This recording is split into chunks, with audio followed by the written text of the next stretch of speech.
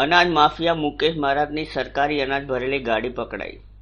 એક નીડર પત્રકાર દ્વારા અનાજની ગાડી પકડીને સાણંદ પોલીસને હવાલે કરવામાં આવી। સાણંદ વિસ્તારમાં 4000 કિલો ગેરકાયદેસર સરકારી અનાજ ભરીને જતી બોલેરો પિકઅપને ઝડપી પાડવામાં આવી।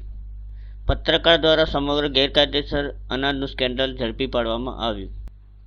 સરકાર દ્વારા ગરીબો માટે જે અનાજ સસ્તા અનાજની દુકાનના માલિકોને આપવામાં આવે છે, તે દુકાન માલિકો દ્વારા તે અનાજ માફિયાઓને વેચી મારવામાં આવે છે। પત્રકાર દ્વારા અનેકવાર આ અનાજ માફિયાઓ વિરુદ્ધ વિડીયો પ્રસિદ્ધ કરવામાં આવે છે, તેમ છતાં પણ આ અનાજ માફિયાઓ બેફામ છે। તેનું કારણ છે પુરવઠા અધિકારીઓ દ્વારા સસ્તા અનાજની દુકાન ધારકો તેમજ આવા માફિયાઓ પર કોઈપણ જાતની કાર્યવાહી કરવામાં આવતી નથી, જેના કારણે આવા માફિયાઓ બેફામ બની રહ્યા છે। મળતી માહિતી અનુસાર કોઈ મોટા માથાના 4 હાથ આવા અનાજ માફિયાઓ પર હોવાના કારણે પુરવઠા અધિકારીઓ અને પોલીસ દ્વારા ભીનું સંકલનમાં આવતું હોય છે।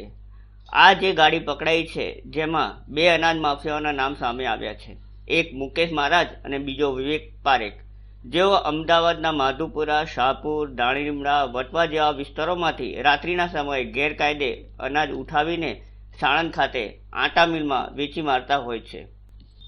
પત્રકાર નરેશભાઈ દ્વારા આ ગાડી પકડીને સાણંદ પોલીસને હવાલે કરી દેવામાં આવી છે, તેમજ પુરવઠા અધિકારીઓને પણ આ બાબતે જાણ કરેલ છે।